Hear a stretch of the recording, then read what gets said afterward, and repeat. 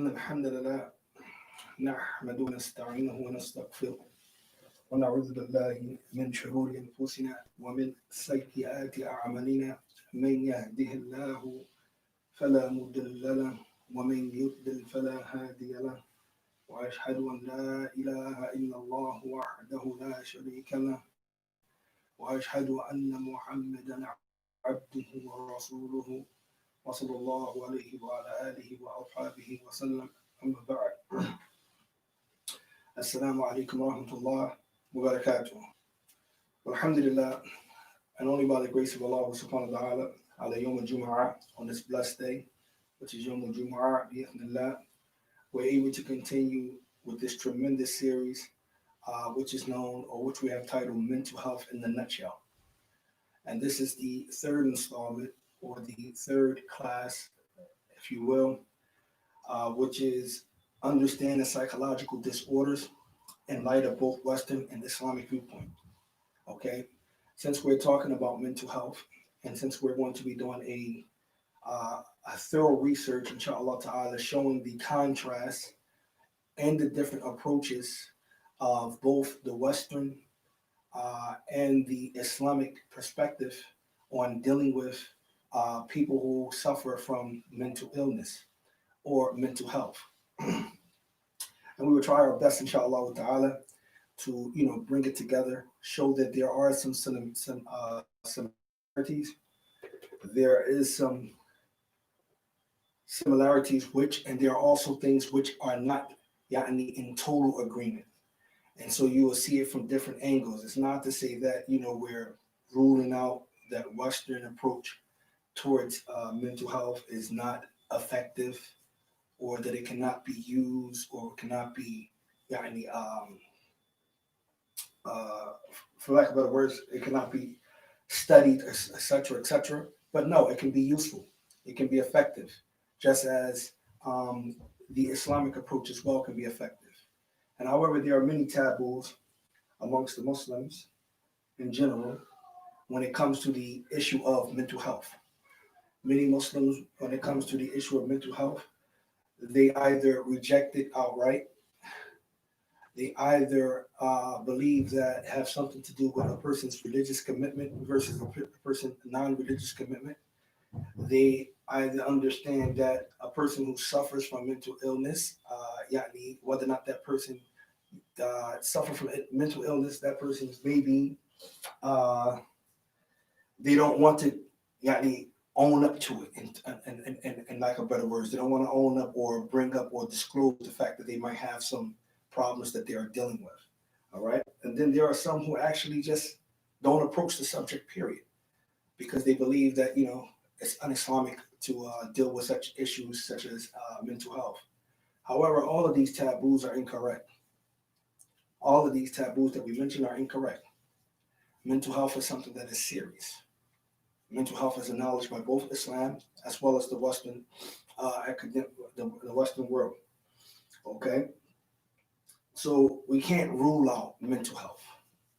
Okay, this is something that we can't rule out, and it doesn't really boil down to a person being a practicing Muslim versus a non-practicing Muslim, whether or not you suffer from mental health. That really doesn't boil down to that. It's more complex than that. All right, it's more complex than that. However, if we merge between both, then we are able to see some help, inshallah, some effectiveness to take place, inshallah. So the term psychological disorder, okay? What is a psychological disorder? What is a disorder psychologically? Okay, so far, it's sometimes used to refer to what is more frequently known as mental disorders or psychiatric disorders, okay? Mental disorders are patterns of behavior, okay, or psychological symptoms that impact multiple areas of your life, okay? Impact multiple areas of your life. How you function socially, you understand? How you interact or behave, it affects your mood, as you should see in some of the different psychological disorders that have been found. And there are many in the Western world that they have discovered psychological disorders that happen. These disorders can create distress for a person experiencing any of these symptoms. Okay. Now,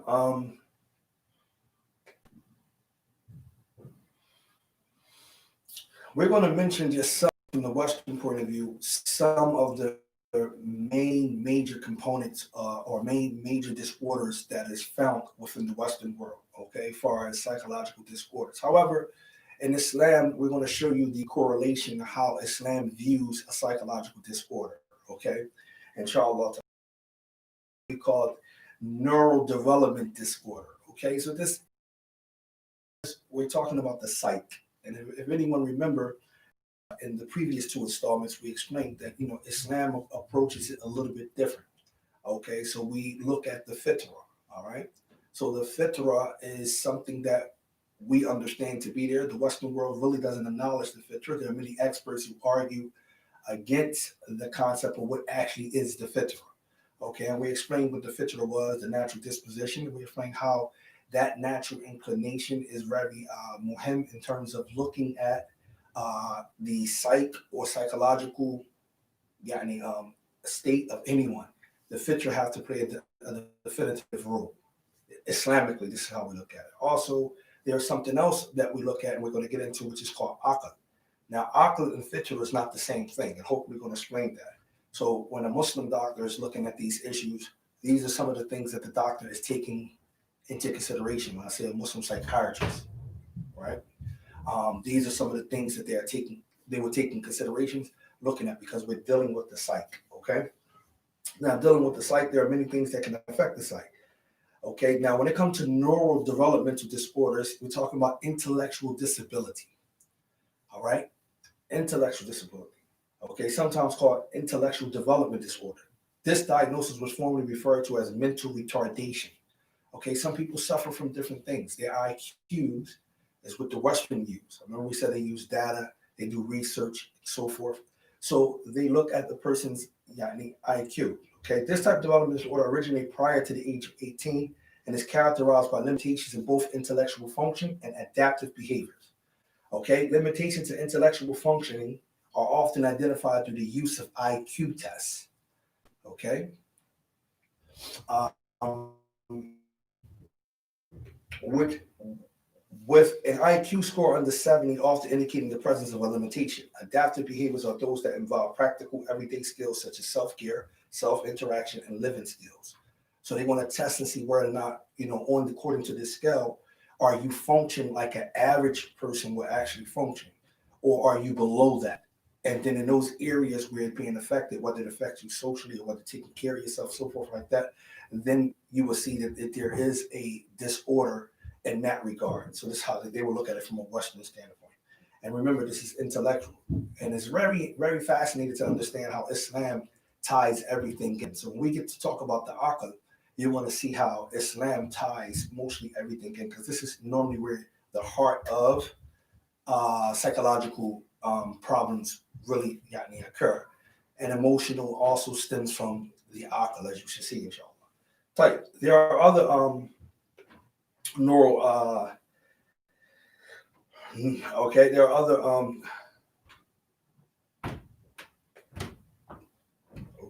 neurodevelopmental disorders like autism, which is one of the major ones. I mean, some of us, our children, suffer from a form of autism. Okay, that's something that is true, and it's still very complex and perplexing. They're still working on different ways and doing researches to try to help out children who suffer from some form of autism. Okay, which is something very real. Okay, and it got nothing to do whether or not the child is it got nothing to do with whether the child is a practical Muslim or non-practicing Muslim. This is something that is a taboo among many Muslims. This is born out of ignorance. You understand? We don't say that a person, whether they're Muslim or non-Muslim, if you're a Muslim or you're a believer, you won't suffer from mental illness. That's a mistake. That's a very big mistake. Okay, that's not actually how Allah Jalla set things up. Okay, and it's very narrow-minded for someone to speak like that. Tell you, some of the other, okay. Then you have other disorders like bipolar and related disorders. Okay, bipolar disorder is characterized by shifts in mood. Now, remember again, we said it affects psychologically, it will impact certain things. Okay, it will have an impact on on your mood swings, on your emotions. Okay, on your life, how you experience life, so forth. This thing will happen. So the disorder often involves experiencing shifts between elevated moods and periods of depression. So you have high and lows when you deal in, and this is not to go into bipolar and specifically, that would be a whole class in and of itself. And you would have to talk with the experts. That's not what we hear. We're just grazing over some of the things that they have come within the research and the Western approach of what is actually a disorder. Okay, so I don't want nobody to think that we're delving too deep, and we're not trying to go too deep into it. Okay, such elevated moods can be pronounced and are referred to either as mania or hypomania. Okay, as mania or hypomania. Okay, and then also another taboo that the a lot of the Muslims who believe that people who suffer from some type of form of bipolarism, that they either possessed by a jinn. Okay, all right. It does not necessitate that if any type of bipolarism that they are actually or indicate that they are actually possessed by a jinn. This is actually this is a person being misinformed, and this is not necessarily true. There are signs that indicate when a person is possessed by a jinn, and there are experts from amongst the ulama who actually tells us of those type of signs and things like that. And there's different reasons why a jinn might possess you, but that doesn't necessarily mean because a person is diagnosed with bipolarism that they actually have a jinn. You understand? So that's like something you want to be careful from. All right, so some of the different other forms is mania, as we talk about. This mood is characterized by a distinct period of elevated, expansive, or irritable mood accompanied by increased activity and energy. Some people, they be up. I mean, just be up, frantic, and they got all of this energy, and they up for days at a time. Okay, as it was explained by one psychiatrist when she was explaining the symptoms of bipolarism, and she was telling you how that mania have to last for time, not one one hour, 2 hours. No, they call that something else. But it have to last. It might last for a good 2 weeks or so. Might last for a week or so. You understand? That person is already up. And then when that person come crashing down, you understand? Then it's a down period or a depressive period where that person goes through, which is another length of period. So they look at that type of stuff when they look at it. And there are many people who are from our brothers and our sisters, whether from blood or even whether from faith, that suffer from these type of illnesses and these disorders. And this does not necessarily mean that they are not God fearful of Allah Azza wa Jal. All right. So this is not one of those type of topics where you can just sum it up as ta'ah and ma'asi, obedience and disobedience. Some psychological disorders doesn't fall under that realm. And that's why it's important that we understand the difference of the two. All right. And I want to, inshallah ta'ala, hope with the help of Allah, want to show throughout this series why the scholars approach certain areas or spoke on certain things at length different than others. Like when Ibn al-Qayyim talks about grief, and he talks about depression, and he talks about sadness and anxiety, and you have many other scholars who deal with it. You have to understand that depression have many different modes, okay, and have many different types of depression. And it not necessarily means that a person is irreligious because they suffer from a depression. It depends on what type of depression you're talking about.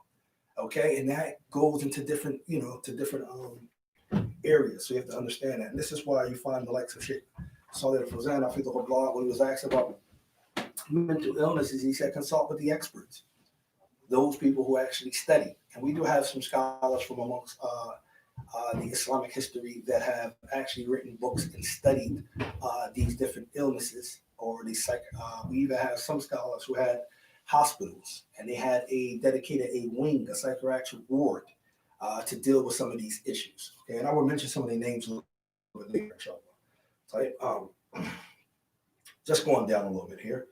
All right, so depressive episodes, okay?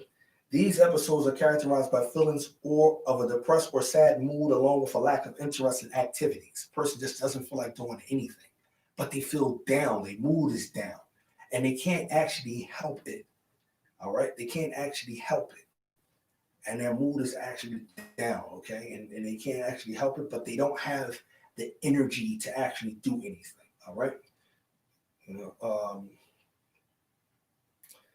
Periods of mania are sometimes marked by feelings of distraction, irritability, and excessive confidence. People experiencing mania are also more prone to engage in activities that might have negative long-term consequences, such as gambling and shopping sprees. Okay, this is from research. All of this is basically from research. All right, we talked about depressive, what's the name? Then we have the anxiety disorders. Okay, anxiety disorders are those that are characterized by excessive and persistent fear, worry, anxiety, and related behavior disturbances. Fear involves an emotional response to a threat, whether that threat is real or perceived. Anxiety involves the anticipation that a future threat may arise. Types of anxiety disorder includes what we call generalized anxiety disorder, GAD. All right. Um, agoraphobia. Okay. Social anxiety disorder, specific phobias. Okay. Panic disorder, separation anxiety disorder. These are the different types. Then you have what we call stress-related disorders. Okay, they are trauma and stressor-related disorders involve exposure to a stressful or traumatic event. These were previously grouped with anxiety disorders, but are now considered distinct category of disorders. Disorders included in this category includes the following. Okay, acute stress disorder. Acute stress disorder is characterized by the emergence of severe anxiety for up to 1 month period and exposure to a traumatic event. And this is the thing about we have to understand, because as you study the human, right, whatever the human experiences, all right, in life, there leaves an impact. There is a residue, and we don't know how far devastating that impact will be, or far-reaching that impact will be. You don't know. For some people, the impact might not be be that severe, but for others it might be, and it might last longer than a month. It might last longer than 2 months, 3 months, 4 months, 5 months. Other people can't just get over certain things, and that's what we're going to look at today, inshallah, when we get to the Islam part of this, which is the aql, because the aql changes. The fitra, the fitra is something that everyone has, believer or non-believer has. That's something Allah equally distributed out to every human being. And we talked about the fitra. But when we talk about the aql is not something that everyone possesses. And some are stronger than others in regards to the aql. And we're going to look at what the aql actually is, because we have to tie all of this into psychological disorders and psychology. Okay, so Islam has to take a look at that. The psyche, how well does it play? What is it actually is? These are the things we have to take a look at, inshallah. All right, so adjustment disorders, post-traumatic stress disorder, which is known as PTSD, which a lot of people run around today. You know, some people say it out of taboo. Some people say it because they think it's a cool thing to say. Some people actually did suffer some things, but these disorders have to really be studied by an expert, and for you to proclaim or self-diagnose yourself and say, yeah, I'm suffering from PTSD. All right. You really, really, really have to be careful and make sure that this is exactly what you're suffering from. All right. You have to make sure that this is exactly what you're suffering from. You don't want to self-diagnose yourself for nothing. Okay. You want to get looked at and make sure that's the actual case. Reactive attachment disorder. Okay. Now, that are some of it. That's not all of the disorders that the Western world have came up with, or even, have dealt with. There are way many more, and I'm not summing up to that number that I just covered, but I just want you to look at, there are psychological disorders that affects different parts, okay? But mainly a lot of them stems from the actual aql, okay? And they stems from that part. So you have to understand how that actually works, that psychological effect. It affects you in multiple ways. Your emotions, okay, which henceforth your mood swings, okay. It upsets your behavior pattern, okay, whether or not you want to be active or inactive, as we see. There are stress-related things. There are constant feeling like something is about to happen, or fear of a threat. So these things touch you in different spectrums or different perspectives. So we know that this is actually true, and it results from what the mind actually experiences. But I want you to understand how Islam now looks at it. So we're going to go into that. Sheikh Islam ibn Taymiyyah, rahmatullah ta'ala, before going into this part of what Sheikh Islam is going to say here, I want to mention some things about ilm al-nafs, okay, Islamic psychology, okay. All right, ilm al-nafs. There were some scholars in the past, as I said before, who have contributed to this particular area, or this field or this discipline. Okay, so you have to understand these things are different in regards when you go back to the Islamic history. Okay, uh, sometimes they deal with what they call the term nafs, soul, was used to denote individual personality, and the term fitra for human nature. Nafs encompasses a broad range of faculties, including the qalb, the heart, the ruh, the spirit, and the aql, and the irada, the will. Muslim scholarship was strongly influenced, okay, as you see, it was an influence strongly by the Greek philosophers, which Ibn Taymiyyah, alhamdulillah, came in. And because of that, he dealt a very good academical blow towards a lot of the philosophers and a lot of the influence that they had on both the Muslim scholars of that day.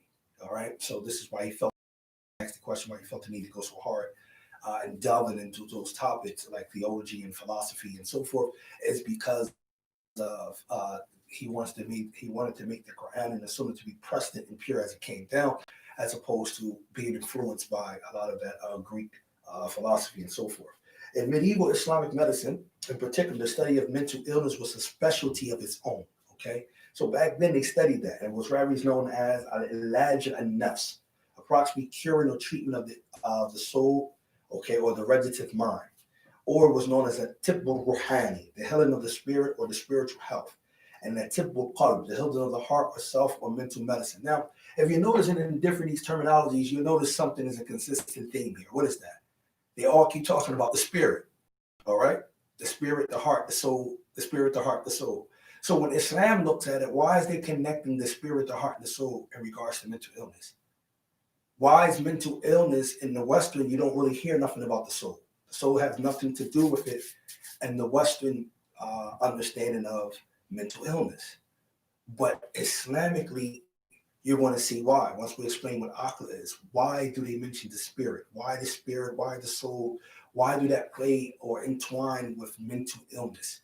Okay, so so that you know, from the contributors, major contributors, was Muhammad ibn Zakaria al-Razi. Okay, he was born 865, died 925. Okay, he also was he was a Persian. He was a physician and a scientist during this golden age of Islam, and among the first in the world to write on mental illness and psychotherapy. Okay, all right. As chief physician of Baghdad Hospital, he was also the director of one of the first psychiatric wards in the world. Two of his works in particular, Al-Mansuri and Al-Halwi, provide description and treatments for mental illnesses. Now, whether I can speak to the soundness of the Aqidah of Muhammad ibn Abi Zakaria al-Razi, I can't. Okay, whether I can speak to that's not the point. In this profession, he contributes something towards mental illness. I would like that, inshallah ta'ala, that those who do have a sound Aqidah does participate in this field, in this discipline. I would like that, but I'm just me. However, that doesn't rule out the contributions that people have made or the attempts they have made, because like I said, in dealing with mental illness, there is some tasawwuf. They use remedies from Sufis as well, from Sufism, okay, to deal with certain things, to deal with mental, as you should see, as far as the music, the meditating music in the background. Some of these different things have an effect on a person's mind, on a person's mood, stable, and so forth. Not saying that I would, like I said, I would like to have someone who has sound, Akida and implying other, like Abu Ali was another one, Al Hussein ibn Abdullah ibn Sina. Okay, now Ibn Sina, we know he was, according to our scholars, was I know it's not either here or there, but I just want to make this disclaimer. He definitely was one who was known as a heretic, according to our scholars. All right. However, he did contribute to this area of mental illness, okay, and dealing with mental health and certain things like that. He did a good work on it. Also, he provided descriptions and treatments for such conditions as insomnia, mania, vertigo, paralysis, stroke, epilepsy, and depression, as well as male sexual dysfunction. Okay, he was a pioneer in the field of psychosomatic medicine, linking changes in mental state to changing in the body. Okay, so there were some, and I'm not saying that this is restricted to them. These are the ones that were known mainstream with the Western world. However, there are many other scholars who have written works that we might not know of, or that we do know of that weren't mentioned by the mainstream world that have dealt with in some area dealing with the psyche and so forth in treating mental illness. Yep. Okay, now let's continue. Shaykh Islam ibn Taymiyyah, he says, as for saying of the one who said, where does the soul reside in the body? And there is no specification of any particular part of the body for the soul.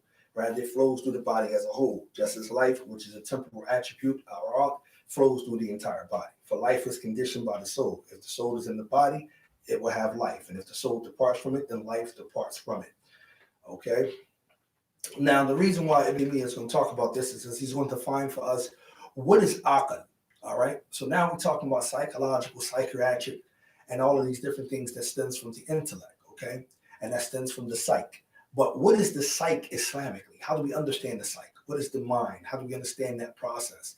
So if you look at it, Islam is going to approach it from a different perspective because we entwine, as you're going to see, okay? And if you're familiar with this series already and you listen to the first two series, you will find that we explained that the aql is of two types, okay? But it's going to be more in detail here now. We mentioned about the aql being in the dimag, in the brain, okay? And then we also mentioned about the aql that is also the aql qalb, okay? Aql qalbiyya, that which is husnul tasarruf, that which resides in the heart. All right, so here he's going to give us a real broader and detailed picture of how to understand this. So there won't be no contradiction and so forth, okay? Type. And as for his saying, where does intellect, reason, aql reside within it, the body? Then reason is established with the soul that displays reason, grasp, understands. As for the body that is connected, muta'alliq to his heart. Just as Allah Jalla wa Ala, he says, أَفَلَمْ يَسِيرُوا فِي الْأَرْضِ. Do they not traverse through the earth? فَتَكُونُ لَهُمْ قُلُوبٌ يَعْقِلُونَ بِهَا. Okay, now Allah says what? Wherewith they have hearts which they understand.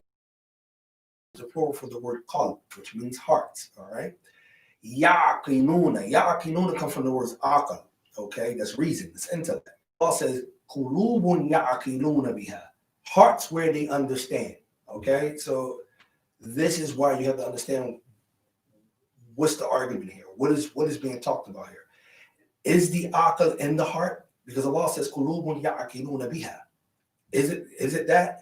Or is the aql in the brain? Okay, so that's what this is being talked about here. And then we're going to go into more elaborate detail about the aql. All right, so this verse, by the way, is sort of Hajj, sort 22, verse 46. Continuing the verse, Allah says, أَوْ آذَانٌ يَسْمَعُونَ بِهَا, or ears by wherewith they hear. Then Allah says, فَإِنَّهَا لَا تَعْمَلْ أَبْصَارُ وَلَكِنْ تَعْمَلْ قُلُوبُ الَّتِي فِي الصُّدُورِ. Allah says it is not their eyesights that are blind, but it is their hearts which are in their breasts that are blind. Okay? This is strong. So, and it was said to Ibn Abbas, radiallahu ta'ala anhuma, how did you acquire knowledge? He said, with an inquisitive tongue and an understanding heart. Okay? Qalbun uqul. Okay? Qalbun uqul. Qalb can be used to intend the pine-shaped organ, which is the right side of the body. Or qalb can be used to intend the interior of a person absolutely, like the whole interior of a wheat grain, almond or walnut. When this is intended by qalb, then reason is connected with the brain as well. And for that reason, it has been said, the intellect is in the brain, as it is said by many of the physicians. Okay? And it has been narrated from Imam Ahmed. And it is said from a faction of his associates too, that the foundation of intellect is in the heart, and when it completes, it arises to the heart. However, that which is correct in the matter is that the spirit, the ruh, which is the soul, the nafs, it has a connection to this, meaning the heart, and to the brain. So now, I want you to understand why earlier when we were talking about Islamic understanding of psychology, why they kept talking about tibbul ruh, okay, the medicine of the spirit, or the healing of the spirit, or al-ilaj. Why were they talking about that? Because in Islam, as you're going to see, the soul is connected to both the brain and the heart. So the aql is revolving around all of that. The soul is connected to both the brain and the heart. And when you understand that issue, okay, especially as those who are Muslim psychologists who are studying this particular field, then they're going to look at these areas. You understand? They're not just going to look at the brain. Okay, they're going to look at the nuts as well. You understand? So then that brings in a whole another different set of coping mechanisms and different set of uh, things that can actually help out. Okay, and then that brings in the spirituality side, because in Islam we are taught that there are disorders and illnesses. All right, both body illnesses as well as spiritual illnesses. Okay, the Western actually doesn't focus. That's not their time to focus on that. They focus on, like you said, the biology, the neurology. They focus on the brain, the psychology. They're focusing on that when they're dealing with these issues. However, Islam is focusing on the spiritual aspect as well, which plays a significant role, okay, in regards to how to deal with these things. So the coping mechanisms that Islam actually encourages us to use to help us with issues such as like these disorders, then you'll understand why a lot of that is connected to spiritualism. This is where you'll understand the works of Ibn al-Qayyim a little bit better when he talks about these issues, because it comes from a spiritual aspect as opposed to just from a um, physical aspect, because it's all connected. All right. All right. He says here, and he says, however, that which is correct is the matter is the spirit, which is the soul, has a connection to the heart, and that the brain, that which is described as the intellect, is connected to both this and that. However, the starting point of thought, fikr, and observation, another, is in the brain. That's where it starts from. And the starting point of desire, irada, is in the heart. And both knowledge and action can be intended by the word reason, aql, for the foundation of knowledge and chosen action is desire. Irada, and the foundation of desire is in the heart. And the one who desires cannot be desirous except after imagining, tasawwur, that which is desired. Hence, it is necessary that the heart imagine, and hence it will have this imagination and this desire. Okay? And that imagination commences in the brain, meaning it starts from the brain, and it affects after going to the heart, rise back to the brain. Hence, from the brain, it is the commencement, and to it is the final completion. And both sayings regarding the intellect have a correct angle. All right. So for those who say that the intellect resides in the brain and those who say that the intellect resides in the heart, both of them are correct from two different perspectives. Why? Because the aql is that which is both touched by the soul and the brain. Okay. Yeah, the soul and the heart. Okay. So it's from both of those perspectives. They're both correct from that angle. All right. So you will see it a little bit more in detail. So you will say, why is I'm talking about this in mental health again? Because what are we studying? What are we talking about? We have to see how a person aql is. And that aql is just not stuck here. We're talking about Islamically, we're going to have to look at a three-part phase here. Okay? We're going to have to look at a three-part phase. And your emotions plays a part of your aql, your reason, your intelligence, your intellectual process, your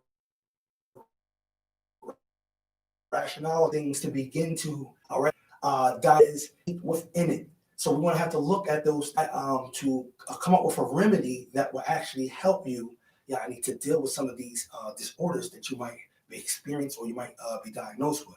All right. And in light of these words, we can say the following: the faculty of reason, intellect, is not isolated and specified to just one organ in the body exclusively. Rather, it is ascribed to the soul and body combined, and then in turn, as it relates to the body, it is connected to the heart and brain. Note that also that the aql is not an independent entity. In the Western world, the aql is independent. Actually, it speaks from it from a philosophical point of view that is an outside entity. Islam doesn't look at it as an outside entity. You understand? It's an attribute. Okay, it's not an independent entity. Do you understand? In the sense of, in the sense of how they look at it. However, there is a difference between the fitr and the aql. They're not the same thing. Okay, they are not the same thing. You know what I mean? So don't want to misconstrue that. Okay, and all right, so we mentioned that, and then he says at the end, closing this up here, he says, rather it is ascribed to the soul, the body combined. We mentioned that, the heart and the brain. Note that the aql is not independent entity, but an attribute that can be absent or present and can have strength and weakness, abundance and scarcity in a person. So remember that. A person's aql can be present or it can be absent. If a person's aql is totally absent, he's devoid of aql, then he is ruled majnoon. Okay, and the pen has been lifted for those who are insane. The way that that's explained, Akal, you have to understand they go deep into this issue. Akal is just not a simple understanding of intellect. Okay. All right. Ibn Taymiyyah goes so far as in other works of his when he explains the Akal, he says that it's not just intelligence, it's the intelligent person who acts upon that which he or she knows. In other words, if something is beneficial, they do that which is beneficial. Something is harmful, they stay away from that which is harmful. This is a person who is Akil, as Ibn Taymiyyah described in other works. This is an individual who is what? Akil. So an individual who knows something is beneficial but doesn't take that beneficial, doesn't go towards the beneficial thing that he knows to be beneficial, and he knows something to be harmful, but he run along, that he does not possess akal. You understand that? So when we say he doesn't possess akal, it doesn't mean he doesn't possess a brain. Okay? It just means he doesn't possess that akal part which is understood by the heart. Husn tasarruf. So his akal is really like devoid in that regard. But the akal which in the brain might still be there. You understand? And it might get a little bit complex for you to really get the understanding, but this is how they speak when the scholar speaks about this issue dealing with the akal. And it's something that's very fascinating to me because it is complex and it gives you a better understanding or a broader look at things instead of just being black and white. Explains on numerous occasions the essence of that can be explained by following summarization. Reason is collectively, this is what Ibn Taymiyyah says, knowledge by which what is beneficial is distinguished from what is harmful, and then acting upon the dictates of that knowledge, as in what this knowledge necessitates of action, hence a person traverses the way to obtain what is beneficial and traverses the ways by which harm is avoided. Thus, reason incorporates both, okay? Knowledge and action, and underlying action's desire, irada. And because imagination and conception is required by the heart for it to desire what it desires, then the brain plays that role since reflection, thought, observation, thought is processed through the brain. So that begins with the brain from sensory input. And then that goes to the heart, which then desires on account of what is brought to it. And when that is completed in the heart, it raises back to the brain again. The brain then implements what the heart desires, since the brain is delegated control system for the activities of the limbs and organs, hands, feet, vision, speech, and thought. However, the seed of all of that is the heart, since it is the heart that is ultimately desired and the brain is delegated to the implementation. The heart drives and the body follows. And in this process, the brain contributes to the element of thought and that input in the heart when processed by the heart. So you see how deep it goes? So for those of you who really doesn't know that, there is a world out there, man, amongst the Muslim scholarship that have delved deep into issues. And it's just like, you're really missing out a whole lot when you just think that the only thing you can see to be intelligent or academic or to be correct, is only from a Western standpoint. You're sadly mistaken. The Muslim scholars have dealt with issues and went into detail to deal with these issues as well. And the only reason why I'm saying this or bringing this contrast here is because you're a Muslim. Once you become Muslim now, that should be your understanding. You understand? You're a Muslim. So once you become Muslim, that should be your understanding. It shouldn't be, if it comes from this way, the West, and, they are superseding and this is to be the right way. No, I'm not saying that. Learn what Islam actually says about it and how they dealt with it. You have many scholars who dealt with this issue. And this was just small right here. But look how deep we just went and intricately interwoven between the brain, the heart, all right, and the body. And that the soul flows through all of it. All right. So that right there was actually detailed and it was a little bit complex.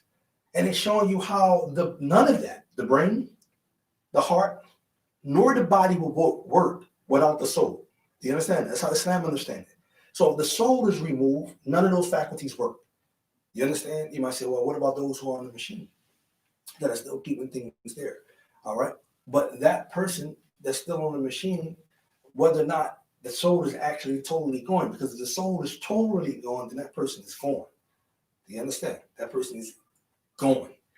It's lifeless. The soul is what gives life to all of those different organs and different parts, the brain, the heart, and the body. Okay? So everything is touched regardless of that. And then he brings that three-circle thing for you to understand.